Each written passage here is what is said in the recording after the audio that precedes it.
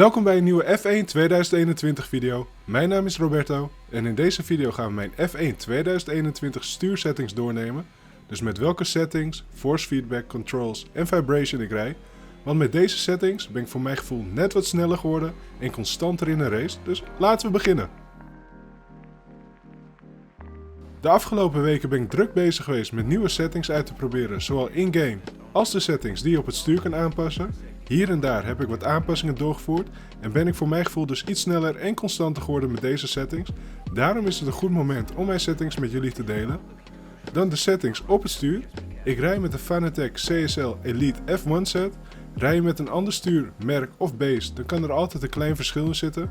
Maar er zullen zeker punten van zijn waarvan ik denk dat het handig is om deze ook uit te proberen. Op het stuur van Fanatec kan je de volgende punten instellen. En ik rij met deze settings. Sensitivity heb ik op automatisch, force feedback op 100, shock op 100, ABS heb ik uitstaan, want op een Formule 1 auto heb je ook geen ABS zitten. Drift mode heb ik ook uitstaan. Dit is een van de settings die ik vorige week heb aangepast. Door dit op off te zetten heb ik het gevoel dat ik de auto wat beter kan opvangen. Force op 100, spring heb ik uit, damper heb ik uit. BRF, oftewel brake force, die heb ik op 40 staan en ik gebruik loadcell pedalen. Daarvoor is de brake force erg belangrijk. Wil je dat deze wat zwaarder remt, dan zet je deze hoger, naar bijvoorbeeld 80. Maar ik vind 40 al erg fijn rijden.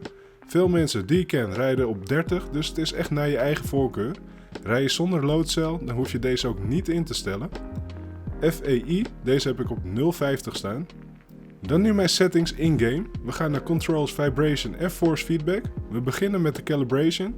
Zelf heb ik hier weinig in aangepast, enkel de brake dead zone heb ik op 1 gezet. Omdat ik merk dat ik soms een beetje leun op de rem tijdens het rijden wanneer dit niet zou moeten. Bijvoorbeeld bij het uitkomen van de bocht zie ik dat mijn reminput soms nog minimaal is. Dat is zonde en kost tijd en daarom heb ik deze op 1 gezet. Wellicht dat ik deze nog verhoog naar 2 om dit probleem helemaal te verhelpen. Daarna gaan we kijken naar mijn vibration en force feedback. Deze heb ik natuurlijk op on staan, omdat ik wel feedback wil ontvangen van het stuur. Want zo kan ik beter aanvoelen wanneer ik op de limiet rijd. Vibration en force feedback heb ik vrij hoog staan, namelijk op 100. Zoals eerder gezegd rij ik met de CSL Elite F1 set van Fanatec. Rij je bijvoorbeeld met een direct drive, dan kan je deze wat lager zetten. Omdat de force feedback van deze drives een stuk sterker zijn. Rij je bijvoorbeeld met een merk die wat minder force feedback geeft, dan kun je deze ook weer wat hoger zetten. Let alleen wel op dat je base niet oververhit raakt als je dit nog hoger zet. Dat is namelijk belangrijk om te weten, want bij een koeling die niet optimaal is, kan dit gebeuren en dat zou zonde zijn, want het is allemaal niet zo heel goedkoop. Dan de on-track effects, rumble strip effects en off-track effects. Deze heb ik allen op 0 staan. Dit is hoe erg je de effecten voelt van als je bijvoorbeeld over de curb rijdt.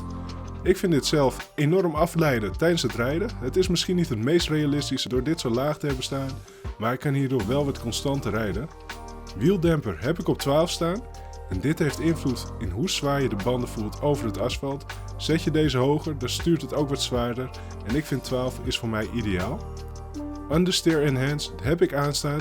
Dit vind ik vrij belangrijk en is enorm wennen aan het begin als je dit aanzet. Want dit zorgt ervoor dat je door middel van de force feedback voelt wanneer je onderstuur hebt in een bocht. Als je dit aan hebt staan, dan stuurt de auto plots een stuk lichter en glij je meer rechtdoor. Waardoor je weet dat je de volgende keer de bocht dus anders moet gaan nemen.